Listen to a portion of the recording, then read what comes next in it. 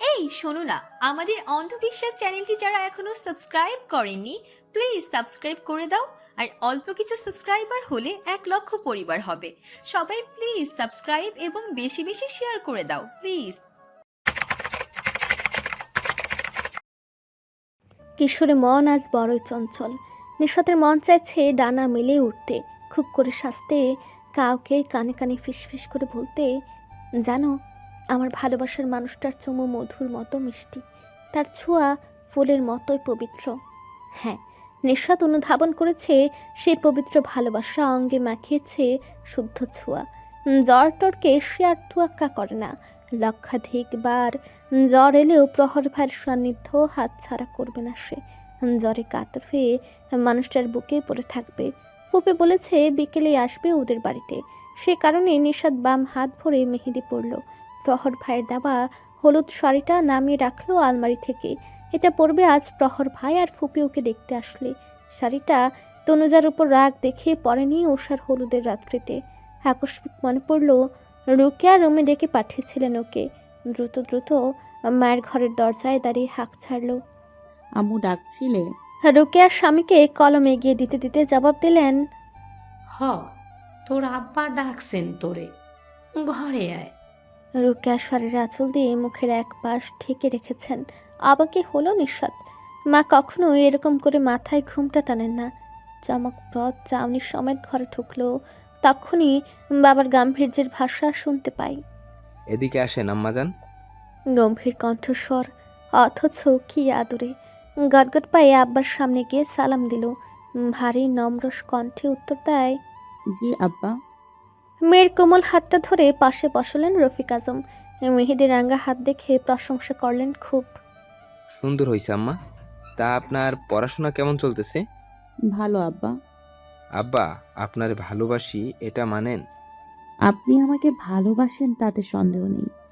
একটুখানি গলা ঝাড়লেন রফিক আজম। গম্ভীরতা বজায় রেখে বলতে লাগলেন, কিন্তু আপনি যে আব্বার মুখে চুলকানি মাখতে চাইতেছেন আম্মা, আদর করে বড় করার এই ফলাফল দিতেছেন। নিঃস্বাদ আটকে উঠল। সে আগের চেয়ে কিছু বুঝদার হয়েছে। এখন আর অতটা বোকা না যে আব্বার কথার ধাঁচ বুঝবে না। কু ডাকছে তার মন। মায়ের দিকে বক্র চাউনি নিক্ষেপ করলো সঙ্গে সঙ্গে। চোখে পড়ল মায়ের কাতর দৃষ্টি। বোঝার বাকি রইল না কোনো বিপদ আসছে ধেয়ে তার জীবনে। সে মৌন হয়েই রইল। রুমে গিয়ে তৈরি হয়ে নেবেন। আপনার মোবাইল রুমে গিয়ে তৈরি হয়ে নেবেন। আপনার মোবাইল নিয়ে নিছি আমি। বোকা আপনি আম্মা, পাপে জড়িয়ে গেছেন। প্রেম জীবন নষ্ট ছাড়া কিছুই করে না। আপনের কাকারে দেখেন না, বিয়ে করে নাই এখনো, মজনু হইছে সে প্রেমে পইরা, নষ্ট করছে জীবনটা। আপনার আব্বা আপনি জীবন নষ্ট করতে দিব না। সঠিক পথ দেখানোর দায়িত্ব আমার। সুন্দর কইরা রেডি হইবেন, পাত্রপক্ষ দেখতে আসবে আপনারে। যান এখন। এক লহমায় নিশাতের সব আনন্দ খুশি শোক পাখি হয়ে দূর আকাশে উড়ে গেল। মৃত্তিকায় বসবাসরত নিশাতের সাধ্য হলো না আকাশ ছোঁয়ার।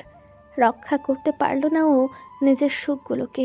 বোঝার বাকি আর কিচ্ছুই নেই যে আব্বা তার এবং প্রহর ভাইয়ের প্রেম টের পেয়ে গেছেন। পা ভেঙে আসছে তার, নেতিয়ে পড়েছে সমস্ত দেহ। ভুরভুর করে জ্বরটাও বেড়ে গেল। রুকেয়া আমির এমতাবস্থা পরখ করে পিছু পিছু ছুটে এলেন। কোনো মতে জোরে ধরে নিয়ে এলেন রুমে। নিশাত সমগ্র পৃথিবী ভুলে মাকে ঝাপটে ধরে ফুপিয়ে কেঁদে উঠল। শ্রাবণের ধারা অঝরে ঝরতে থাকে নেত্রযুগল ছাপি। অস্পষ্ট স্বরে বারবার উচ্চারণ করতে থাকে, আম্মা, প্রহর ভাইকে খবর দাও। আব্বা যা বলে করেই ছাড়ে। উনি ছাড়া আব্বারে কেউ আটকাতে পারবে না। কেমনে দিমুরে মা, তোর আব্বা বাড়ির সবার মোবাইল নিয়ে গেছে। সবাই তোর আর প্রহরের কথা জানে এখন। সৌরভও নাই, সে তো গত রাইতে ব্যবসার কাজে শহরে গেল। তুই পালাইতে পারবি নিশু? আজই তোর বিয়ে হয়ে যাইব। আমি যতদূর জানি তোর আব্বা দরকার পড়লে তোরে কাটবো, তবু প্রহরের হইতে দিব না রে মা। নিশাত মায়ের কথা কানে তুলল না। এত বড় অন্যায় কর্মকাণ্ড সে করতে পারবে না। প্রহর ভাইকে যেমন সমস্ত মন দিয়ে অপরিসীম ভালোবাসে, তেমনি বাবার প্রতি ভালোবাসার স্তূপটা বেশ উঁচু। কী করে পারবে সে ভালোবাসার পাহাড়টা ভেঙে বাবাকে অসীম দুঃখ উপহার দিতে। বাবা কি তার কাছে অসম্মান, যন্ত্রণা, অপমান এসবই পাও না? তার এক কর্মে মানুষ আঙ্গুল তুলবে বাবার দিকে, উপহাস করে বেড়াবে সুসন্তান গড়তে পারেনি রফিক আজম। সন্তান হয়ে তা মেনে নিয়ে কি পরে সুখী হবে সে প্রহর ভাইয়ের সাথে? প্রকৃতি ছাড় দেয়, ছেড়ে দেয় না। বাবার পাশাপাশি মানুষজন তর্জনী তুলবে আলতা ফুপির দিকে, মুখে মুখে বলবে যেমন ফুপু তেমন ভাইজি একই পথে হাঁটছে। এত এত তিরস্কার মাথায় নিয়ে কিভাবে পৃথিবীতে খুশি থাকবে সে? এই গ্রামের মানুষগুলো সমালোচনা করতে বেশ উস্তাদ। মানুষের মনে খুবই সূক্ষ্মভাবে কষ্টের ফুল ফুটে দেয় তারা। বয়সে সপ্তদশী নিশাতের মনে হঠাৎ করেই উদয় হলো বুঝির দ্বিগুণ ক্ষমতা। বর্তমান যন্ত্রণা, জটিল পরিস্থিতি, ভালোবাসার মানুষের থেকে বিচ্ছেদের বেদনা তাকে খুব করে উপলব্ধি করে দিতে সক্ষম হলো যে পালিয়ে যাওয়া কোনো সমাধান নয়, বরং অসম্মানজনক কাজ। মাকে উপেক্ষা করে বসার ঘরে ছুটে এলো সে। রফিক আজম থমথমে মুখে বসেছিলেন বেতের মোড়ায়।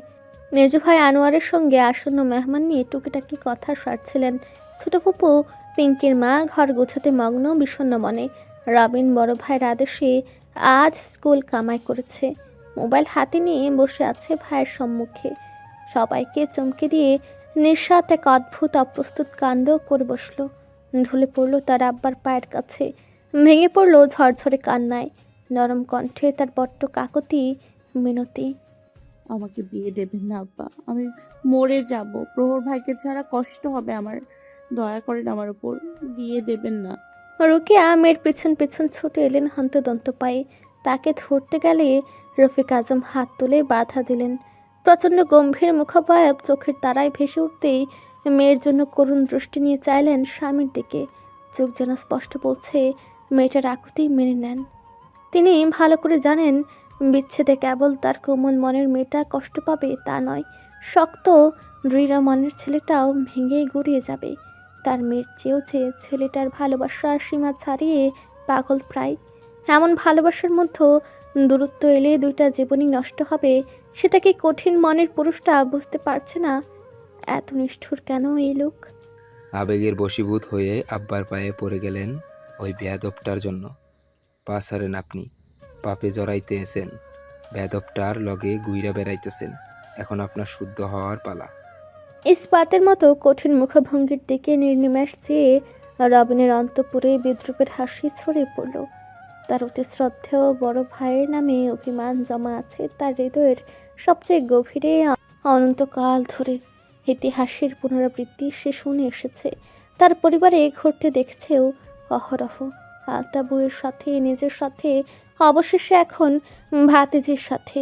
প্রেমের কারণে অমন অবিচার দেখে ভীষণ প্রতিবাদী হতে মন চাইছে তার। এই ইট পাথরে তৈরি ভিটেতে সে অন্য সকল মানুষের মতোই নিঃশ্বাস ফেলছে। সবার ভেতরে একটা হাসি খুশি ভাব সর্বদা থাকলেও প্রিয়তমা নিরুকে হারিয়ে ক্ষণে ক্ষণে বছরের পর বছর তার কষ্ট জর্জরিত হৃদয়ে দুঃখের তরঙ্গ বয়ে চলেছে অবলীলায়। সে জানে, অনুভব করে, প্রিয় মানুষকে হারিয়ে কেমন বিস্বাদ নিয়ে বাঁচতে হয়, হয়ে যেতে হয় জীবন মৃত। অনেক কাল পর মুখ খুলে চলে গেল বাবার মতো সেই শ্রদ্ধেয় বড় ভাইয়ের বিরুদ্ধে। শিশু সত্যি প্রহরকে ভালোবাসে বলেই মনে হচ্ছে ভাইজান, আবেগ বলে মনে হয় না। আলতাবুরে খবর দিয়ে ওদের বিয়ের কথা পাকা করে ফেলেন। রফিক আজমের মণিচূড়া লালের আস্তরণে ছেয়ে গেল। রক্তিম চাহনিতে ঝলসে দিতে উদ্যত হলেন ছোট ভাইকে। তার গর্জনে কেঁপে উঠল যেন মজুমদার বাড়ির ইট পাথর, মানুষের হৃৎপিণ্ড। তোমার সাহস কি করে হইল এসব বলার? নিজের কুকর্ম ভুলে গেলা? রবি নিজেকে আর ধরে রাখতে পারল না। নিরুর মৃত্যুর জন্য নিজের সাথে সাথে বড় ভাইকে দায়ী করে সে। আজও চোখের আয়নায় সে সুন্দর রমণীর চেহারাটা ভেসে ওঠে। রাতের আধারে গুমড়ে মরে সে সন্তানকে এই ধরনের আলো দেখাতে না পেরে। আজ যদি সামনে বসা নির্দয় মনের লোকটা তার ভাই না হতো, তবে নিজ হাতে খুন করে নিজেকে খুনি দাবি করতে গলা কাঁপত না। সে কাঠ কাঠ গলায় দুঃসাহস করে মুখের উপর বলে উঠল, আমি কোনো কুকর্ম করিনি, কেউ না জানুক। আপনি জানেন, নিরীহকে আমি আল্লাহকে সাক্ষী রেখে কাজী অফিসে বিয়ে করেছি। নিরীহ আমার স্ত্রী ছিল, আপনি আমার স্ত্রী, সন্তানের খনি। এখন নিজের মেয়েটাকে মারতে চাইছেন। সেই দিন সালিশে আপনি আমার মুখ খুলতে দেননি, নিজে গলায় ফাঁসি দিবেন এই হুমকি দিয়ে। উজ্জ্বল ভাই আপনার বাল্যকের বন্ধু ছিলেন। আপনি ছোট থেকেই হিংসা করতেন মানুষটারে। সেই অমায়িক ভালো মনের মানুষটা আপনারে বন্ধু ভাবলেও আপনি ছিলেন ওনার মৃত্যুরূপের শত্রু। উজ্জ্বল ভাই ক্লাসে ফার্স্ট হইতেন, আপনি পড়ে থাকতেন পেছনে। এসব আপনার সহ্য হইতো না। তিনি বিশ্বহালী পরিবারের মানুষ, এটাও আপনার অপছন্দের ছিল। আলতাবু রে যখন উজ্জ্বল ভাই ভালোবাসেন বলে বিয়ের প্রস্তাব দিলেন, সেদিন আপনি আপনার আসল রূপ দেখাইলেন। বলেন কোন দিন ওনার কাছে বইরে বিয়ে দিবেন না? আলতাবুরে ব্যবহার করে আপনি উজ্জ্বল ভাইয়ের একদিক থেকে নিঃস্ব করে চাইছিলেন। আপনি ভালো করে জানেন ভালোবাসা ছাড়া মানুষ কতটা নিঃস্ব হয়ে যায়। আলতাবু আপনার কাণ্ডে বাধ্য হয়ে পালিয়ে গেল। আপনার সব হিংসা শত্রুতা ওই বাড়ির সাথেই। ওই বাড়ির মেয়েটাকে ভালোবেসেছি, এটাও আপনার চোখে দোষ ছিল। নিরুকে চিরতরে মেরে ফেললেন আর আমাকে আদমরা বানিয়ে রাখলেন। নিশুর অপরাধ, সে ওই বাড়ির ছেলে বউকে ভালোবাসে। অন্য কাউকে ভালোবাসলে মেয়েটা আজ এত কষ্ট পেতে হতো না। ভালোবাসার জন্য ভিক্ষা চাওয়া লাগতো না ওর। এই বাড়ির প্রতিটা মানুষ আপনাকে সম্মান করে বলে দমেছিল, অনুগত করে চলেছে। দেখি নিহুর জীবনে আপনি আপনার মর্জি কিভাবে চালান। আমি নিজে বহুকে ফোন দিয়ে বলবো নিহুকে নিয়ে যেতে। একটানে দীর্ঘদিনের চাপা কষ্ট মুক্ত করে দিয়ে জীবনে প্রথমবার অসম্মানের দৃষ্টিতে তাকালো ভাইয়ের দিকে। বড় বড় পদলি ফেলে বসার ঘর ত্যাগ করে রবিন বাহিরে চলে গেল। নিশাতের সমগ্র অস্তিত্ব জানলো চাচার নীরবতার প্রাচীরের আড়ালে সন্তর্পণে লুকিয়ে রাখা বেদনার কাহিনী, আব্বার নির্দয়তার গল্প। কান্নায় ওর বুক ফেটে যাচ্ছে, বড় বড় চোখ দুটি ভেসে যাচ্ছে শ্রাবণের বৃষ্টিতে। ফের ফের সে অনুনয়ের সুরে বলল, আপনি আমাকে বলেছেন ভালোবাসা পাপ, সে পাপে আমি পাপী হয়ে থাকতে চাই, শাস্তি দিন, কিন্তু আমাকে ভালোবাসার মানুষটাকে ছেড়ে চিরকাল মরণ যন্ত্রণা নিয়ে বাঁচতে বলবেন না। আমি তিলে তিলে মরতে চাই না আব্বা, প্রহর ভাইয়ের সাথে ভালো থাকতে চাই। আমাকে আর ওই মানুষটাকে আপনি শেষ করে দিয়েন না। ছোট ভাইয়ের বেয়াদবি, ঘৃণা, মেয়ের পাগলের মতো প্রলাপ কিছুই রফিক আজমের অহংকারের উঁচু ইমারত টলাতে পারল না। তিনি কড়া কণ্ঠে চেঁচিয়ে উঠলেন, রকেয়া, মেহমান গামে ঢুকে পড়ছে, মায়ারা নিয়ে সাজাও। আজ এই বাড়িতে বিয়ে না হলে পলয় হইব। আমার আত্মসম্মানে আঘাত করলে আমি কাউরেই চিনি না। যদি স্বামী সংসার হারাইতে না চাও, নিয়ে রেডি করো ওরে। নিঃস্বাদ অভিমান ভরা জলে চৈতন্যর দৃষ্টিচূড়া আব্বার দিকে ছুঁড়ে মারল। আব্বার কথার ধাঁচে তার বুঝতে বাকি নেই যে মা তার পক্ষপাতিত্ব করলে ওনার সংসারে ভয়ঙ্কর ঝড় উঠবে।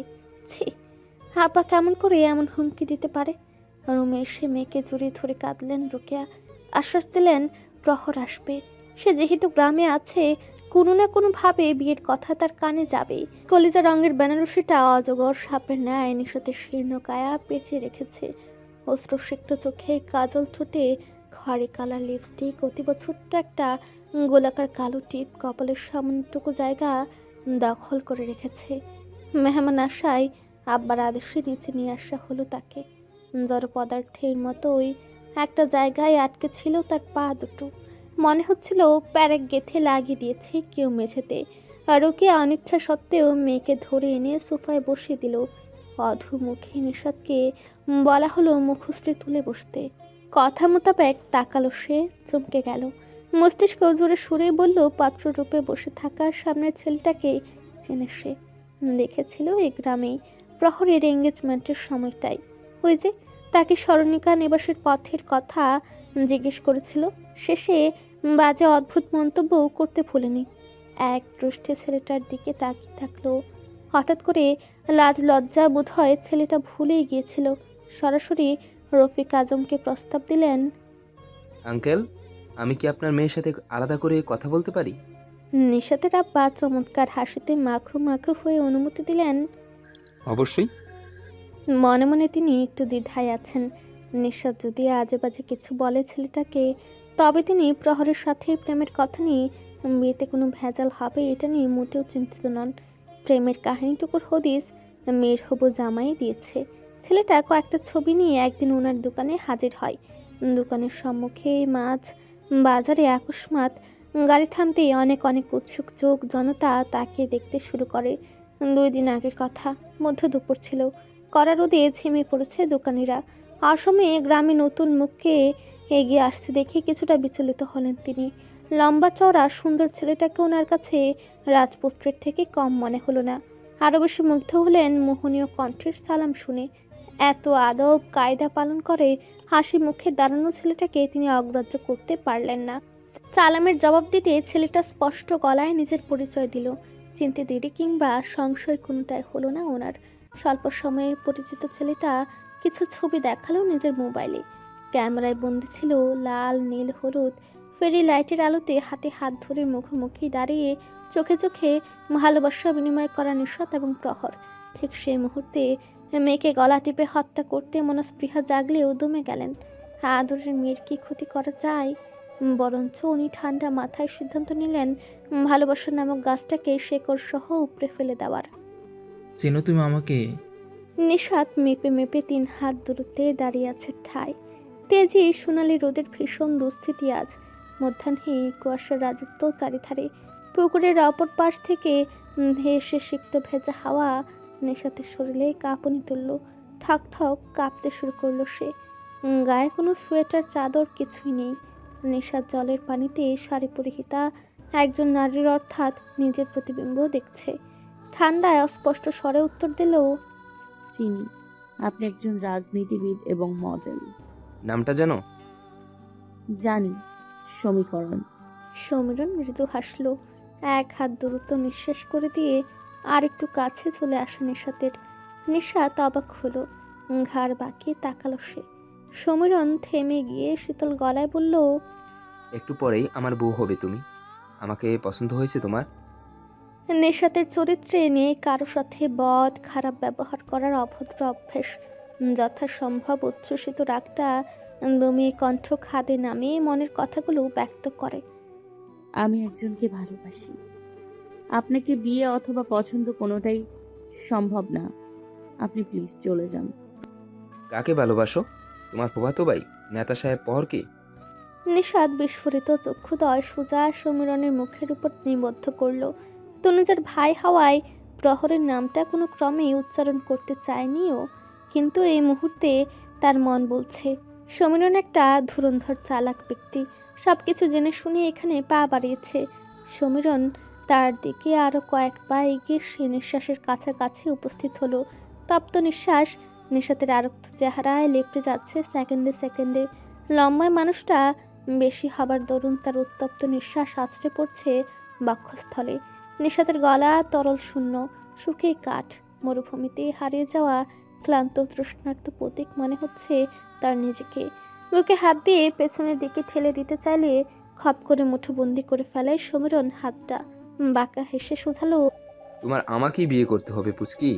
তোমার পহর ভাই জান আসবে না তোমাকে রাজকুমার সেজে নিয়ে যেতে, তাই আমার সাথে পাল্লা দেবার সাহস দেখিও না। নিশাত বিশ্বাসের সাথে জবাব দিল, প্রহর ভাই আসবে।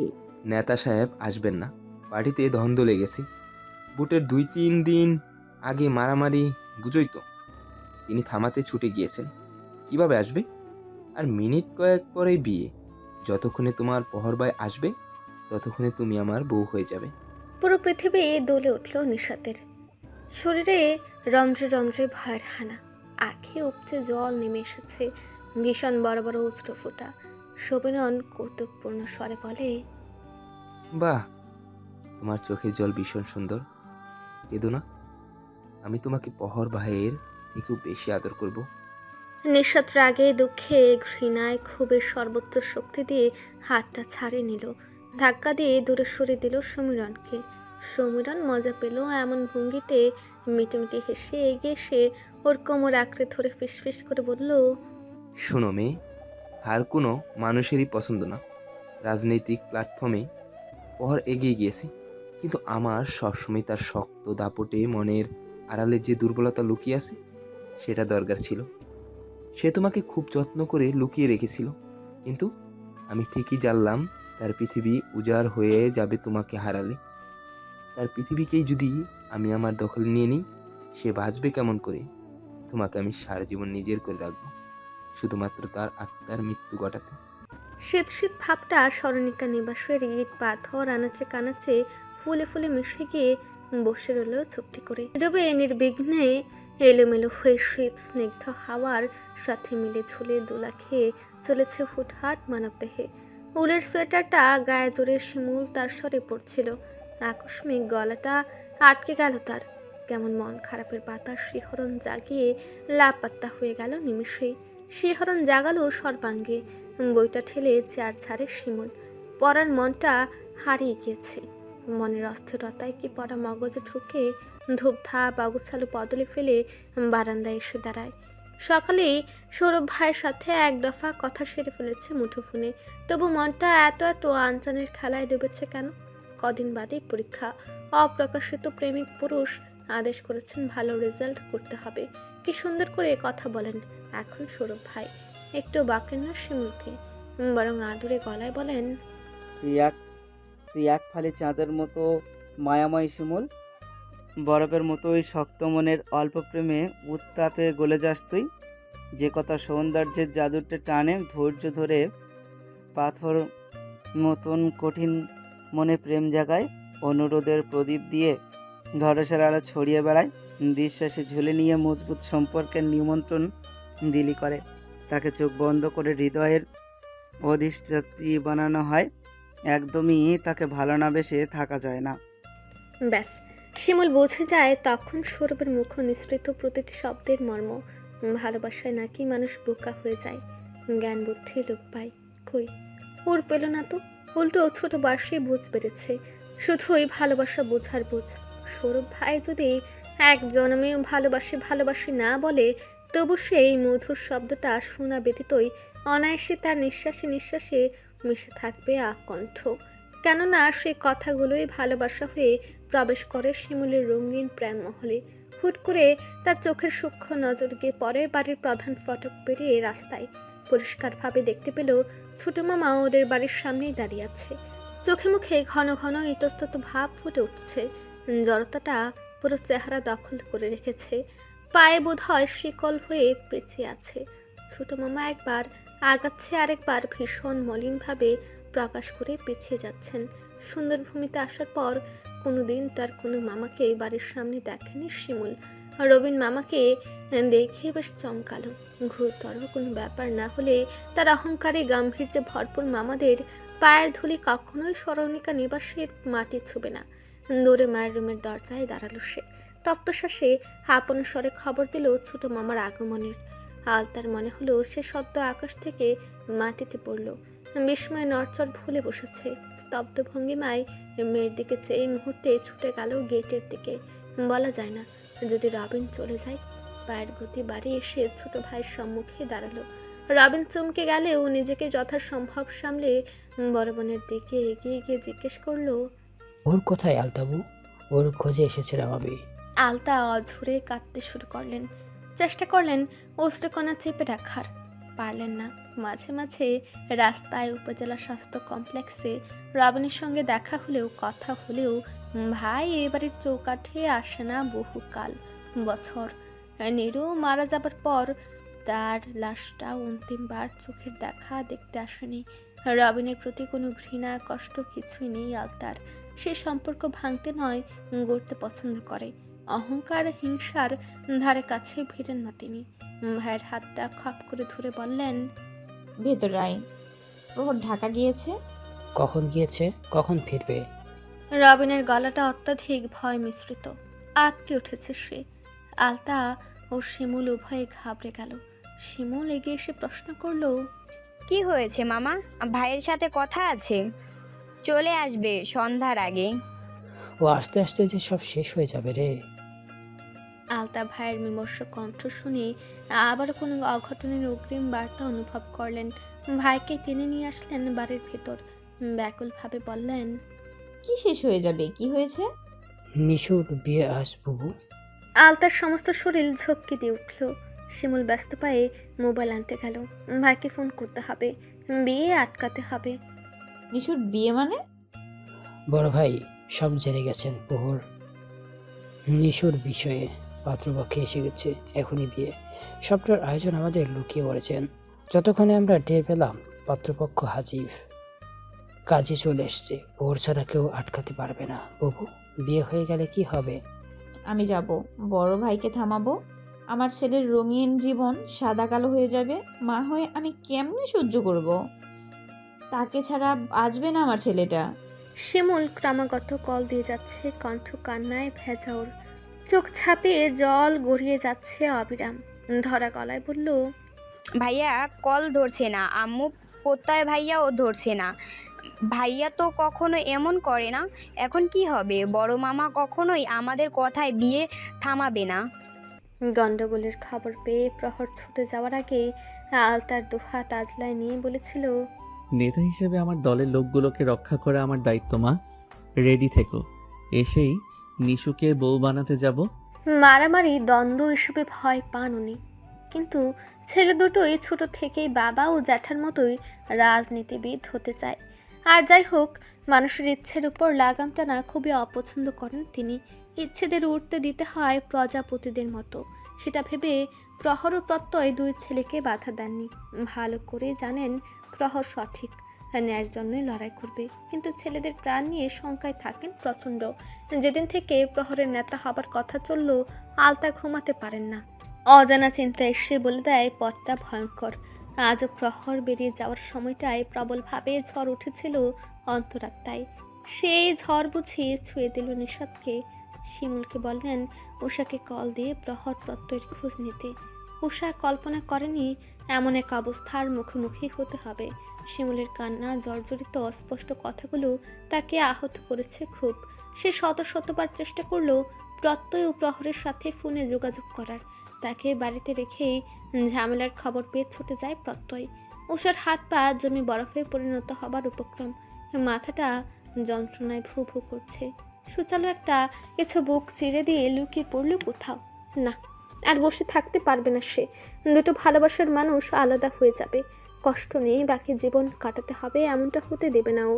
রিস্ক নিয়ে হাজির হলো ঘটনাস্থলে। ততক্ষণে পরিবেশ কিছুটা শান্ত হয়েছে। সেখানে গিয়ে জানতে পারলো প্রত্যয় হসপিটালে গিয়েছে। ও ডাক ছড়িয়ে পড়ে অন্তঃপুরে তৎক্ষণাৎ। তারপর গন্তব্য হয় হসপিটাল। গিয়ে এমন সময় একটা দুঃখের সংবাদ শুনতে হবে ভাবেনি উষা। তার ভেতরটা ভেঙে চুরে গড়িয়ে গেল। যে মানুষটা রক্তাক্ত হয়ে হসপিটালের বেডে পড়ে আছে জ্ঞান হারিয়ে, তাকে কেমন করে তার প্রিয়তমার বিয়োগের খবর পৌঁছাবেও। বাবার পাশে গিয়ে বসল উষা।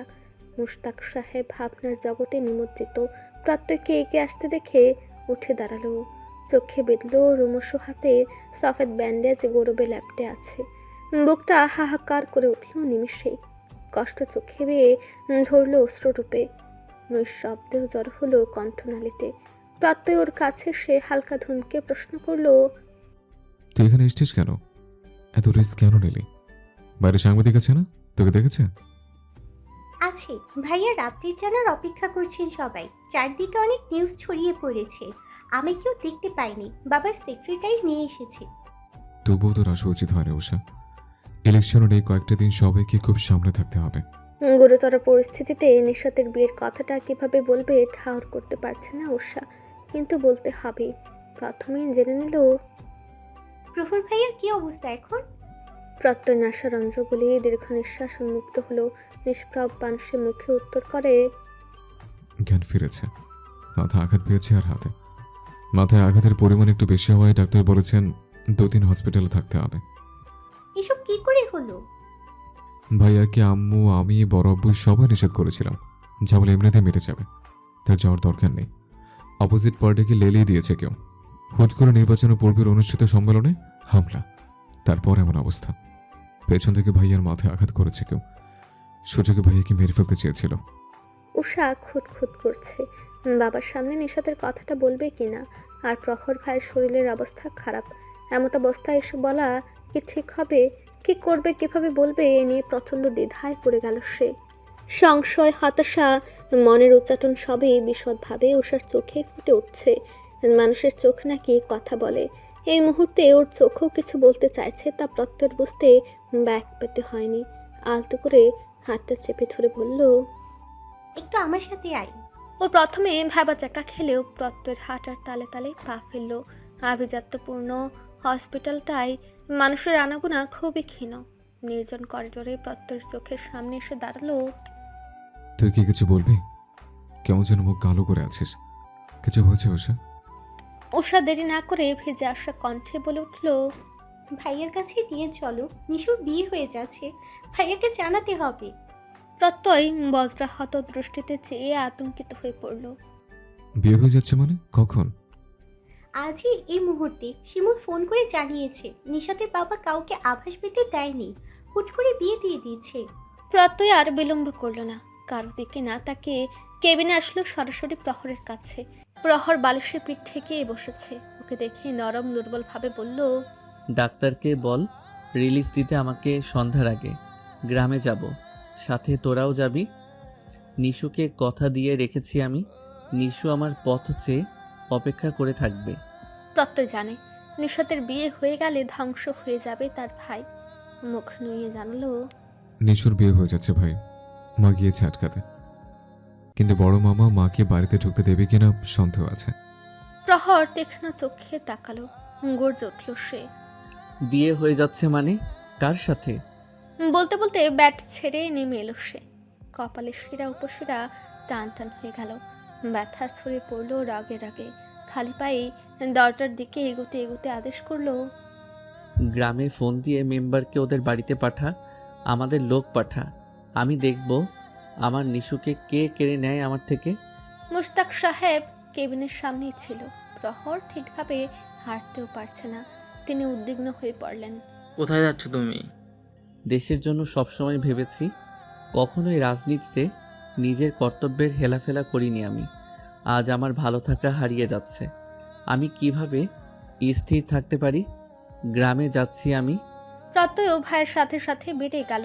উষা বেরোতে নিয়ে ঘাড় বাঁকিয়ে বাবাকে একবার বলে গেল, তুমি বাড়িতে চলে যাও বাবা, তোমার শরীর ভালো না, গ্রামে যাচ্ছি আমরা, জলদি ফিরে আসবো, নিশুর বিয়ে হয়ে যাচ্ছে। মুশতাক সাহেব মেয়ের যাওয়ার দিকে চেয়ে রইলেন নিষ্পলক। ক্রোধের অনলে জ্বলছেন তিনি। সর্বদা চেয়েছেন প্রহর যেন নিশাত থেকে দূরে থাকেন। বোনের মৃত্যুর তীব্র দাহনে এখনো পড়ছেন দিন রাত। উজ্জ্বল সাহেব যতই ভুলে যাক, মজুমদার বাড়ির প্রতিটা সদস্যকে ক্ষমা করে দিক। তিনি সবটাই মনে যত্ন করে পুষে রেখেছেন, যা একটু একটু করে নিঃশ্বাস করে দিতে চাইছে পুরো মজুমদার বাড়িকে। প্রহর গাড়িতে উঠেই প্রত্যয় থেকে মোবাইলটা নিয়ে নিশাতকে কল দিতে শুরু করলো। কল রিসিভ হচ্ছে না।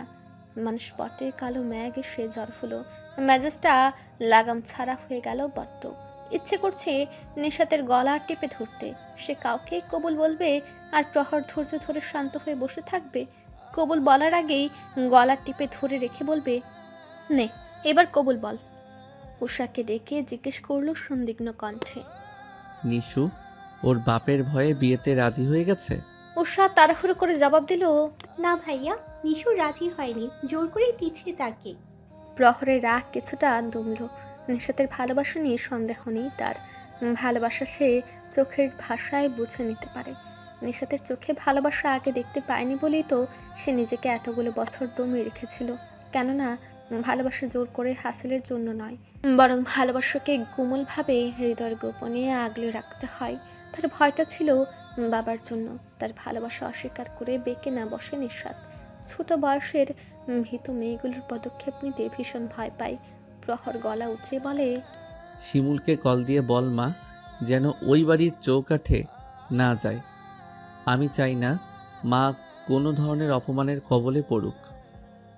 বিয়ে কিভাবে আটকাতে হবে আমি জানি। প্রহরের নিশোকে প্রহরের কাছে সঁপে দিতে হবে মামুজানের। প্রহরে বার সোজা কল দিল রফিক আজমের মোবাইলে। তিনি সমীরণকে বারবার আশ্বস্ত করছেন নিঃস্বাদ একটু সুস্থ হলেই বিয়েটা হবে। বিয়ে হতে বেশি সময় লাগবে না, 5 মিনিটের ব্যাপার। মেয়েটা একটু জ্ঞানে আসুক। সমীরণ দাঁতে দাঁত পিষিয়ে হজম করছে কথাগুলো। এত সহজে সে হাল ছেড়ে দেবে না। আগে ছিল প্রহরকে শেষ করার মনোবাসনা, এখন যোগ হয়েছে নিশাদকে প্রতিক্ষণে অল্প অল্প করে কষ্ট দেবার আকাঙ্ক্ষা। এইটুকুন বয়সের একটা মেয়ের কত বড় দুঃসাধ্য হলো ওর মুখে থুতু মারার। এমনকি ওর বুকে খামচে দিয়েও দূরে সরিয়ে দিয়েছে ওকে। হুমকি দিয়েছে ওর হাত কেটে ফেলবে। কাবিননামা বাড়িয়ে দিলে সাইন করবে না বলে কাঁদতে থাকে নিঃস্বাদ। জোর করেও কেউ করাতে পারছিল না। একসময় কাঁপতে কাঁপতে চেতনা হারিয়ে ঢলে পড়ে। পাড়ার ডাক্তার ডাকিয়ে এনেছে রফিক আজম। ডাক্তার চেক করে জানালেন হুঁশে আসতে সময় লাগবে খানিকটা। আজ যাই হয়ে যাক না কেন এই বিয়ে তিনি দিয়ে ছাড়বেন। ফোনের শব্দে অচেনা নাম্বার দেখে একবার ধরবেন না ভাবলেন, তারপর আবার রিসিভ করলেন। হ্যালো। বিয়ে হয়ে গেছে? বিয়ে দিয়ে ফেলেছেন? কণ্ঠ চিনতে ভুল করেননি তিনি। মৃদু ভরকালেন, গম্ভীর কণ্ঠস্বর। তাতে আপনার কি? প্রহর ভ্রু কুচকালো, রাগত স্বরে বলল, আমার কি মানে? আপনি আমার প্রেমিকাকে বিয়ে দিয়ে দিবেন, আবার প্রশ্ন করছেন আমার কি? তোমার সাহস কি করে হলো আমার মেয়ে নিয়ে এমন কুরুচিপূর্ণ কথা বলার? বেয়াদব! জানিনি তো আমি বেয়াদব, তাই এমন সাহস করতে আমার কষ্ট হয় না। সুন্দর করে বলছি, পাত্র যেখান থেকে ধরে এনেছেন সেখানে পাঠিয়ে দিন। তোমার কথায় পাঠাতে হবে? তুমি আমার বুকা মেয়েটাকে এভাবে ফাঁসাচ্ছ কেন? প্রহরের চিবুকের উপরে উষ্ঠা ধরকনে কালচে দাগ হয়ে আছে। স্মিত হাসিতে ঝলমল করতে লাগলো সেটা। উষা ভাইয়ের মুখের কথা শুনতে পেল। ভালো কথা বললেন। ফাঁসিয়েছি তো? আপনার মেয়ে আমার ভালোবাসায় ফেসেছে মামুজান। যে একবার ভালোবাসার জালে আটকা পড়ে তার আর মুক্তি মিলে না। আমিও তো সেই জালে আটক। শোনো, ভালোই ভালোই আমার মেয়েকে ছাড়ো। তোমার মতো বেয়াদব চরিত্রের ছেলের কাছে আমি কখনো মেয়ে বিয়ে দিব না। পুরো জাতি তেরা, অভদ্র। প্রহরের মাথা আর আগে দপ দপ করতে লাগলো। বিশ্রের শব্দ বেরিয়ে আসতে ফুটুপুটি করছে। গার দুদিকে নেড়ে নিজেকে থামালো, শান্ত করলো সে। বলল, আমার বুকের ভেতর যে ভালোবাসার বন্যা বয়ে চলেছে তাতে আমি কখনো বাদ দিতে পারিনি। প্রতিটি রক্তকণিকায় মিশে থাকা ভালোবাসা নামক আসক্তি ছেড়ে দিয়ে আমি হতে পারিনি কভু নিরাসক্ত। যদি আপনি সেই আসক্তি দূর করতে পারেন তবে আমি স্বেচ্ছায় আমার প্রাণ ভোমরাকে ছেড়ে দিয়ে আপনাকে জিতিয়ে দেব। আমার প্রিয়তমার মায়াবী চেহারার দিকে ফিরেও তাকাবো না একবার। রফিক আজম থমকে গেলেন। প্রবল নিস্তব্ধতা তাকে ভাসিয়ে নিয়ে যেতে আরম্ভ করলো। বুঝলেন এই ছেলে নিশতের পিছু ছাড়বে না। একটু হুঁশ আসলেই কোনো রকমে বিয়েটা পরিয়ে দিতে হবে। ফোন কাটতে নিলে আরও শুনলেন, ঝামেলা করবেন না, আমিও ঝামেলায় যেতে চাই না। আপনি মেয়ের বাবা, তাই সবিনয় বলছি, আমি নিশুকে ভালোবাসি। আমার হৃৎপিণ্ডের প্রতিটি স্পন্দন নিশু নিশু নিশু উচ্চারণ করে। আমি কি করব? ওকে ছাড়া কিভাবে থাকব? কোথায় যাব? নিজেকে কিভাবে বাঁচাবো? আপনি ওকে আমায় দিয়ে দিন প্লিজ। উনি চট করে কলটা কেটে দিলেন। এত এত ভালোবাসার কথা কোনোদিনও ওনাকে হারাতে পারবেন না। নিশাতের চেতনা ফিরতে ফের বিয়ের জন্য তাড়া দেওয়া হলো তাকে। এবার রফিক আজম নিজেই কাবিননামা নিয়ে রুমে আসলো। চাপা স্বরে বললেন, সাইন করো, তারপর ধর্মীয় মতে বিয়ে হবে। নিশাত ছলছল চোখে তাকে পাষণ্ড মনের লোকটার কাছে কাতর স্বরে আকতি মিনতি করলো। এখানে সাইন করলে আমি মরে যাব আব্বা, আমাকে মেরে মাটিতে পুঁতে ফেলেন, তবুও সাইন করতে বলবেন না। হুঙ্কার দিয়ে উঠলেন তিনি। 2.5 ঘন্টা ধরে নাটক করে যাচ্ছেন আপনি, সাইন করতেই হবে আপনার। জোর করে নিশাতের হাতে কলম ধরিয়ে দিলেন তিনি। পিঙ্কির মা পাশ থেকে মিনমিন করে বললেন, বড় ভাই বিয়েটা না করতে চাইলে থাকুক, জোর করে বিয়ের মতো বন্ধনে বাইন্ধা দিয়েন না, আল্লাহ নারাজ হইব। রফিক আজম রক্ত চক্ষু নিয়ে চাইলেন পিঙ্কির মায়ের দিকে। পিঙ্কির বাবাও কিছু বলতে চাইছিলেন, কিন্তু ভাইয়ের দৃষ্টি দেখে দমে গেলেন। তিনি আবারও গম্ভীর স্বরে বললেন, সাইন করেন আম্মা। আপনি আমাকে কঠোর হইতে বাধ্য করলেন।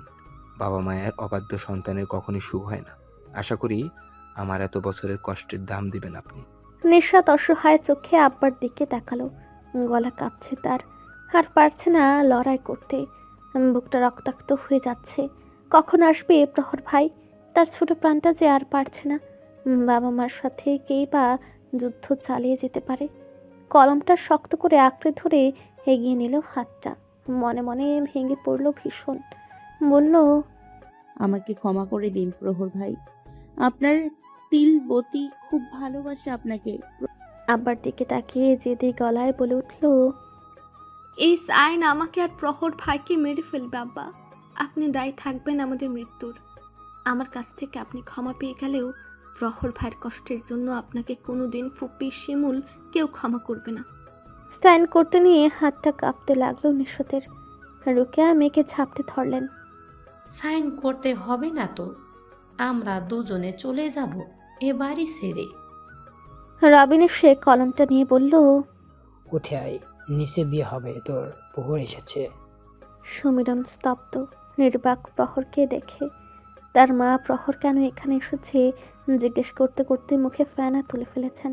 প্রহর সমীরণের সামনের সোফায় বসে ঠান্ডা মাথায় এক বাক্যে উত্তর দেয়, মামুর বাড়িতে মামুর মেয়েকে বিয়ে করতে এসেছি আন্টি।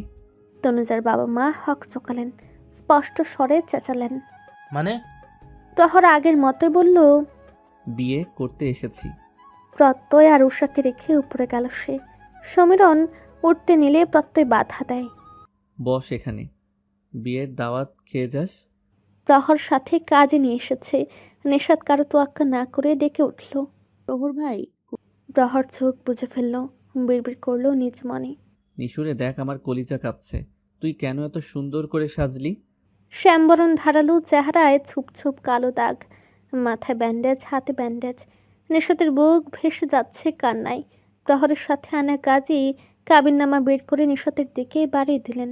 প্রহর নির্ভয় হয়ে বলল, তোর এটাই সাইন করতে আপত্তি নেই তো মেহেরিন মজুমদার নিশাত? নিশাত আব্বার দিকে এক পোল চাইল, রক্তাভ দৃষ্টি মেলে তাকিয়ে আছেন। প্রহর ওর দৃষ্টি অনুসরণ করে বলে, তুই সাইন কর। বাড়ির সবাই আমাকে জামাই হিসেবে চাই, মামু জানো চাইবেন। রফিক আজম দৃঢ় কণ্ঠে বললেন। আমি তোমাকে পুলিশে দিব। প্রহর তার মামুজানের দিকে গাঢ় চোখে চেয়ে বলল, পুলিশ বাড়ির বাহিরে আছে, সাথে নিয়ে এসেছি। নিশুকে বিয়ে করে চলে যাব জেলে। রফিক আজমের মুখে থমথমে ভাব। তুমি মজা করছো আমার সাথে? রোকেয়া আমির কান্না ফিসফিস করলেন। এবার তো পালিয়ে যাওয়া লাগবো না তোর, প্রহর হীরার টুকরো। তোর বাবা একদিন ঠিকই মানবে। সবার সামনেই তোকে বিয়ে করতে বীরের মতো আসলো ছেলেটা, এমন বীরকে না মেনে যাবে কই? নিশাদ গুটি গুটি হাতে নিজের নামটা লিখে দিল ভেতরের থুকপুকানি সমেত। আইনত হয়ে গেল সে তার প্রহর ভাইয়ের বউ। যা হবে হোক, প্রহর ভাই ঠিক সামলে নেবে। পৃথিবীতে এসে বোধহয় প্রথম বউ যার বিয়ে হয়েছে তর্কাতর্কির মাঝে। কাজে সহর্ষে বললেন কবুল বলতে। নিশাত মায়ের দিকে একবার তাকালো, আব্বাকে কয়েক সেকেন্ড দেখল। প্রহর ভাইয়ের চোখের মাদকে আসক্ত হয়ে কাঁদতে কাঁদতে বলল, কবুল, কবুল, কবুল। প্রহরের মুখ থেকে কবুল শব্দটা কর্ণগোচর হওয়া মাত্র নেশাতের অন্তরে ঢং ঢং করে ডঙ্কা বাজল। চূড়া নজরে একবার দেখে নিল হৃদয় কাঁপানো মুখখানা। পরক্ষণে আব্বার দিকে আতঙ্কিত চোখে তাকালো। অচরে এই মুখে ছেয়ে গেল ছায় রং। বাবার রক্তিম চাহনি তীক্ষ্ণ ফলার ন্যায় বিঁধল নরম মাংসপিণ্ডে। তেজের হলকার কবলে নিঃস্বাদ ভার্থ। দুশ্চিন্তায় মগ্ন দৃষ্টি যুগল রাখলো বিছানার সবুজের বুকে সাদা সাদা ফুল আঁকা চাদরে। আব্বার গম্ভীর কণ্ঠ শ্রাবণ পথ হারালো না। তিনি প্রহরকে লক্ষ্য করে বললেন, নিচে আসো, সেখানেই কথা বলবো। প্রহর নির্ভেজাল কণ্ঠে প্রত্যুত্তর করে, জি। নিঃস্বাদ রুকিয়া রবিন চমকে গেল। এত শীতল স্বাভাবিক কথা প্রহরকে দেখলে, যার চেহারায় অষ্টপ্রহর ক্রোধ দাম্ভিক কথা লেগে থাকে, সে কিনা অস্বাভাবিকভাবে বিয়ে হয়ে যাবার পরও এত শান্তভাবে কথা বলছে। ব্যাপারটা মোটেও স্বাচ্ছন্দ্য বোধ হচ্ছে না রুকিয়ার। স্বামীকে বেরিয়ে যেতে দেখে প্রহরের কাছে গিয়ে সে ভীত সন্ত্রস্ত অসহায় মুখে জিজ্ঞেস করলেন, তোর মামা আবার কিছু করবে না তো? রিল্যাক্স মামি, কিছুই হবে না। আপনার মেয়ের জামাই খালি হাতে যুদ্ধের ময়দানে পা রাখিনি, অদৃশ্য অস্ত্র সমিতি এত দূর এসেছি। প্রহরের কথার পৃষ্ঠে অল্প করে হাসলেন রুকিয়া। সবল চেহারা আর তুখর বুদ্ধিপূর্ণ এই ছেলেটাকে অতিশয় ভালো লাগে ওনার। মেয়ের জামাই বলে নয়, ছোট থেকেই প্রহরকে একটু বেশি পছন্দ করেন। নিশাদকে যখন পদে পদে শাসন করত, তখন মনে হতো চঞ্চল মেয়েটার জন্য এই রাগে এলোমেলো স্বভাবের ছেলেটাই পারফেক্ট। কিন্তু মাঝে মাঝে বেঁকে যেতেন দুইবারের পরিস্থিতি বিবেচনা করে। নিজের অতীব পরিচিত চেনা জানা একটা সুপাত্রে মেয়ে দিলে নিশ্চিন্তে থাকা যায়। আর প্রহর তো ব্যাকুল হয়ে ভালোবাসে নিশাদকে। তাই আজ থেকে রুকিয়া মেয়ের জন্য চিন্তা করবে না বলে সিদ্ধান্ত নিলেন। স্বস্তির শীতল বাতাসে মনের রাজ্য আনন্দে মেতে উঠল। আমিও নিচে যাই, বিয়ে হইল, একটু মিষ্টিমুখ হইব না? তুই নিশুরে নিয়ে আয়। রোকেয়া চলে গেলে রবিনও পিছু পিছু ছুটতে লাগলেন। প্রহর জোর সুরে ডাকলো। মামা, রবিন ঘাড় ঘুরে তাকালো। হাসির ঝিলিক ছড়ে পড়ল সমগ্র মুখে। প্রহরের সুপুষ্ঠ দেহটা এগিয়ে গিয়ে শক্ত করে জোরে ধরল মামাকে। কৃতজ্ঞতার গলায় বলল, ধন্যবাদ মামা। আপনি সঠিক সময় মাকে না জানালে আমি নিশুকে হারিয়ে পাগল হয়ে যেতাম। ভীষণ ভালোবাসি আপনার ভাইজিকে।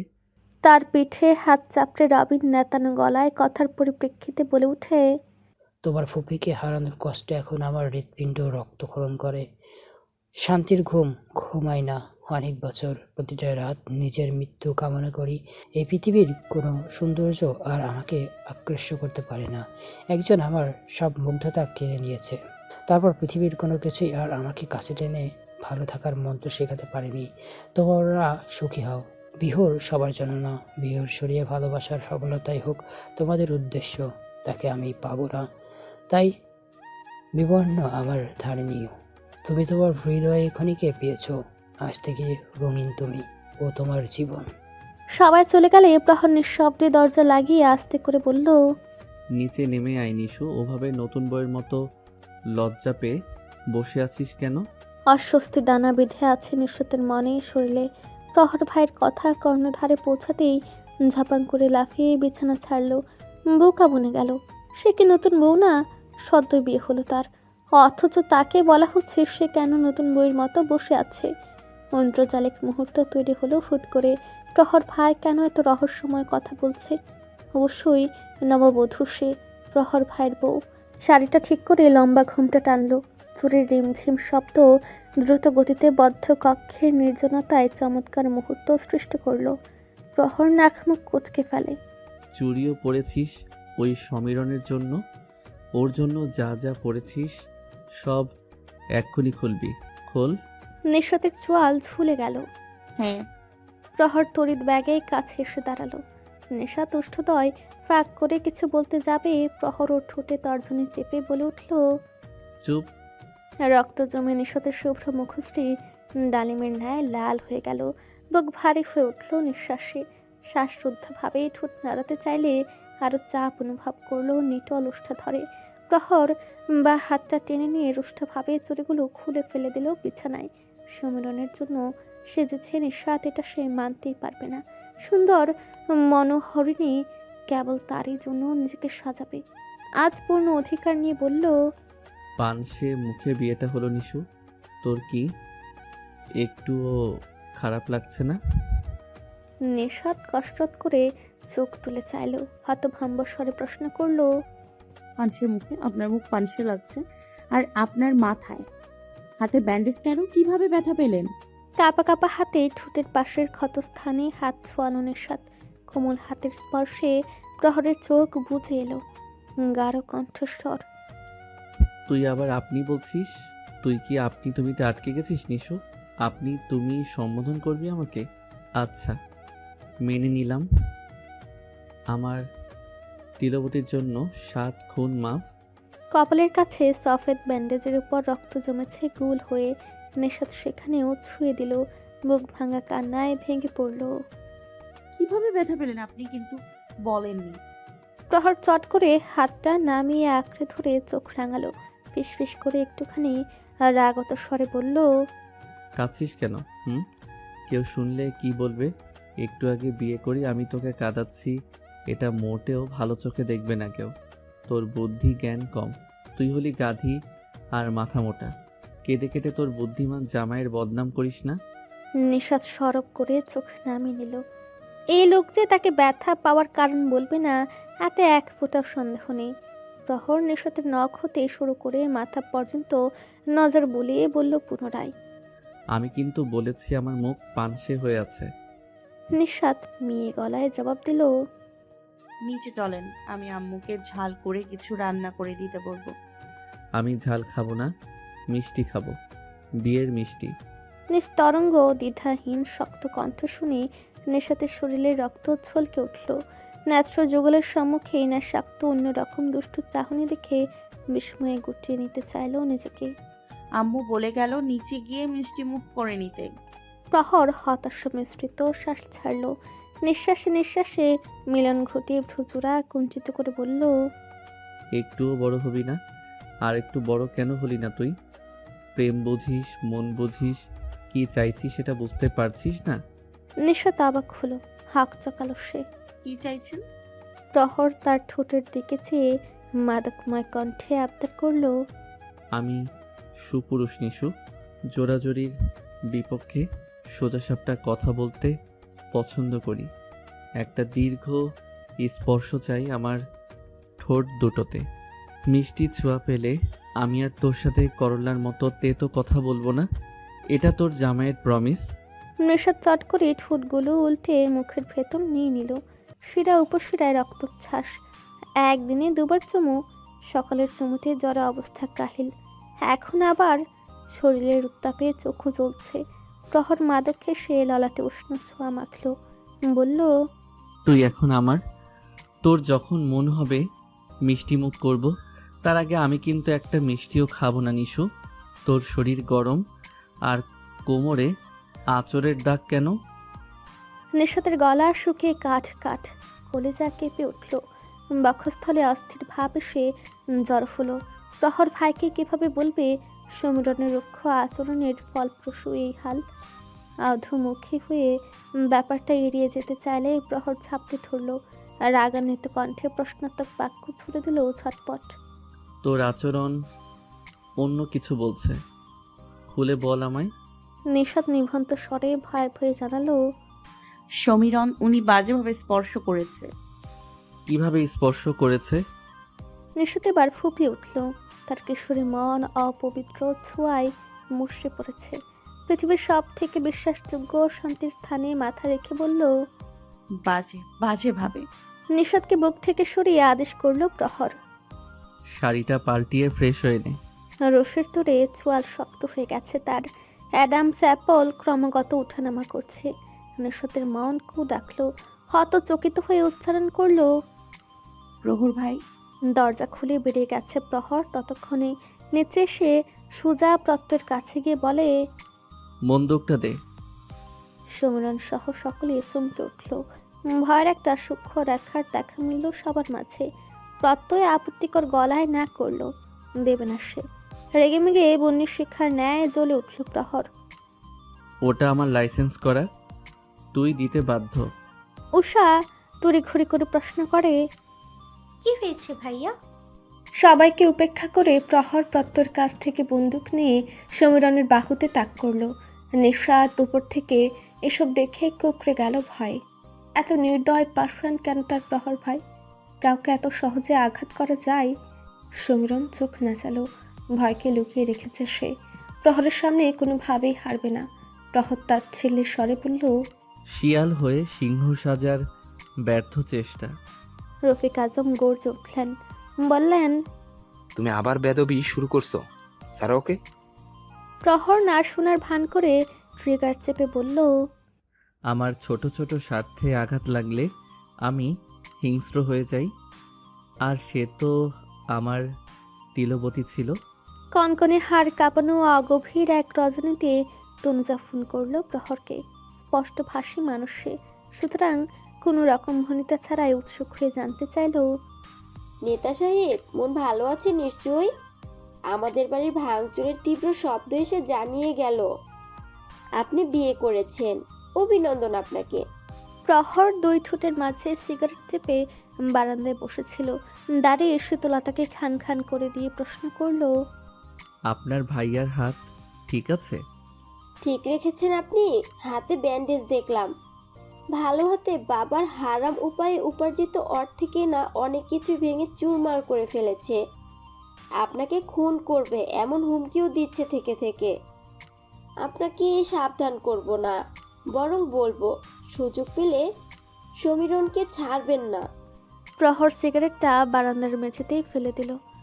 উচ্ছিষ্টাংশটুকু পা দিয়ে পিষে বলল, আপনার রক্তের ভাই সে। মায়া দয়াহীন কেন আপনি? শুরু থেকেই তার বিরুদ্ধে আড়ালে থেকে বিরোধিতা করে যাচ্ছেন। তনুজার প্রলম্বিত নিঃশ্বাসের শব্দে কানারও খারাপ হয়ে গেল প্রহরের। সে কিছু বলতে নিলে তনুজা থামিয়ে দিয়ে বিজ্ঞ গলায় বলল, কারণ ব্যতীত আমি কারোর সাথে অন্যায় করি না প্রহর সাহেব। যেই আমি অন্যায় সহ্য করতে পারি না সেই আমি অন্যের সাথে অবিচার করব? আমার ক্ষুদ্র জীবনে সীমাহীন আফসোস, কেন আমি নিকৃষ্ট মানুষের ভিড়ে জন্ম নিলাম। আপনি আজও বলেননি কেন আপনি আমার ভাইয়ের গোপন শত্রু? আমি তার শত্রু না বনি। ভাইয়ার ও আমার মাঝে পার্থক্য হলো একজন অন্যায় করতে ভালোবাসে, আরেকজন সেই ভালোবাসাকে ঘৃণা করি। আমি বহুদিন থেকে বছর ধরে ভাইয়ার একজন শত্রুর অপেক্ষায় ছিলাম, কিন্তু ঠিক খুঁজে পাচ্ছিলাম না। তারপর একদিন জানলাম আপনার ক্ষতি করতে চায় সমীরণ ভাইয়া, এবং আপনি তার ভয়ে দমিয়ে যাওয়া লোক না। আপনি তো রাজনৈতিক জগতে সিংহের মতন পদক্ষেপ ফেলে রাজত্ব করা ব্যক্তি। এটা নিয়েই ভাইয়ার প্রবল ঈর্ষা। সকল ক্ষমতা আপনার দখলে চলে যাবে, সবাই আপনাকেই মান্য করে। আপনি এমপি হয়ে যাবেন খুব সহজেই, সততা কর্ম দিয়ে মন জয় করে। এসব বেশ ভালো জানতো, তাই আপনাকে সরিয়ে ক্ষমতা দখলের জন্য সর্বদা তককে তককে থাকে।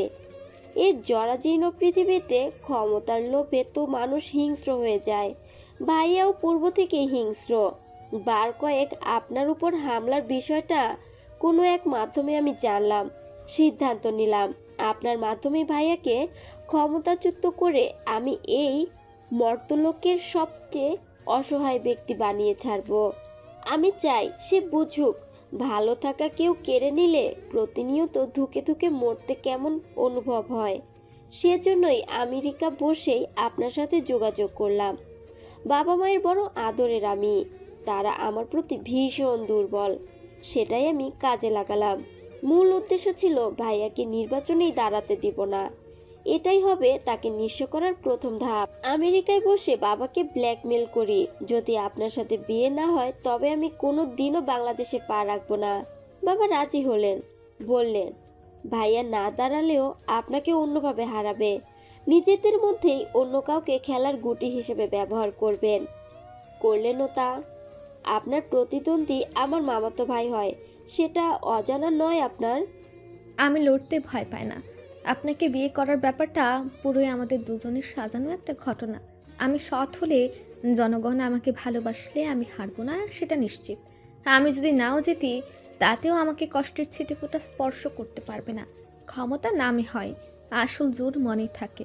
আমি নেতা হওয়া ছাড়াও চাইলে প্রতিটা মানুষের উন্নতি করে যেতে পারবো।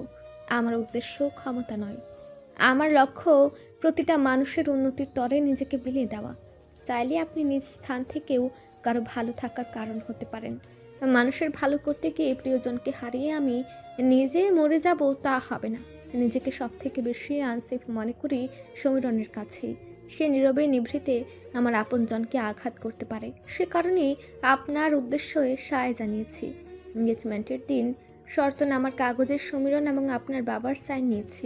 আমার একটাই শর্ত ছিল, যদি কখনো আমার আপনজনদের কিছু হয় তাহলে সরাসরি দোষী হবে সমীরণ ও আপনার বাবা। এঙ্গেজমেন্টের দিন আমি আপনাকে রিং পরাবো না, আমার মা পরাবে, সেটাও পূর্ব নির্ধারিত ছিল। হ্যাঁ, কারণ আপনি একজন ভাগ্যবতীকে ভালোবাসেন। সেই লাকি মেয়েটা যে আপনার কাজের নিশাত আমি একটুও টের পেলাম না। মেয়েটা খুব ছোট। যখন জানলাম নিজের থেকে 11 বছরের ছোট্ট একটা মেয়েকে ভাইয়া বিয়ে করতে যাচ্ছে, আমি জোর গলায় জানিয়ে দিলাম কখনোই মানব না আমি। সেজন্যই বাবা মার সাথে মেয়ের বাড়িতে যাইনি। পাত্রীটা কে সেটাও জানতে পারিনি। বাড়িতে ফিরে সমীরণ ভাইয়ার হট্টগোলে জানলাম। প্রহর নিশ্চুপ। কথার আওয়াজ না শুনতে পেয়ে তনুজা চমৎকার মধুময় স্বরে অনুরোধ করে, আপনাকে একটা ব্যক্তিগত প্রশ্ন করি হবু নেতা সাহেব। আপনি এই মুহূর্তে ব্যক্তিগত পাবলিকগত সকল প্রশ্নই নির্বিঘ্নে করতে পারেন তনুজা। তনুজা বিগলিত হাসলো। ভেতরটা কেমন করে উঠল তার। বিরোহিণী মনটা চিৎকার করে বলছে, অপরের ক্ষতি করতে এসে, অসহায় বানাতে এসে তুই নিজেই প্রেমের ফাঁদে আটকা পড়ে নিজেরই ক্ষতি করলি তনুজা। ফিরিস এখন ভিনদেশে নিজের ভাঙাচোরা খণ্ড খণ্ড মনটাকে ঘুরিয়ে। সে অনুভূতিকে ধমকে শ্বাসে বুকের অভ্যন্তরে ঘুম পাড়িয়ে বলল, নিশাত আপনারও অনেক ছোট, 10-11 বছরের ছোট হবেই, এত পিচ্চি একটা মেয়েকে আপনি কবে থেকে ভালোবাসেন? সেটা জানি না, তবে হৃদয় চুরি করেছে আখ খেয়ে দাঁত ভেঙে। তনুজা ভ্যাবাচাকা খেয়ে গেল, থমকালো। দাঁত ভাঙলে ভালোবাসা হয়ে যায়? অদ্ভুত। একটু বুঝিয়ে বলবেন? নিঃস্বাদ জন্ম নেওয়ার পর থেকেই ওকে আমার কেন যেন ভালো লাগতো না। মামার প্রতি খুব জমে আছে আমাদের। নিঃস্বাদের মধ্যে আমি মামুজানের ছায়া দেখতাম। পুরো শরীর রাগে রিড়ে করে উঠতো ওকে দেখলেই। ইচ্ছে করতো ওর বাবা যেমন আমাদের নানার বাড়ির আদর যত্ন সব কিছু থেকে বঞ্চিত করেছে, তেমনভাবেই ওর থেকে সব ছিনিয়ে নিতে। যে থেকে আমি ওর উপর খুব অত্যাচার করে বেড়াতাম। কারণে অকারণে শাসন করতাম, মারতাম, অপমান করতাম। নিয়মিত ভালোবাসার গল্প শুনতে এবং পড়তে আমাদের অন্ধবিশ্বাস চ্যানেলটি সাবস্ক্রাইব করে পাশে থাকা বেল আইকনটি ক্লিক করুন। ধন্যবাদ সবাইকে।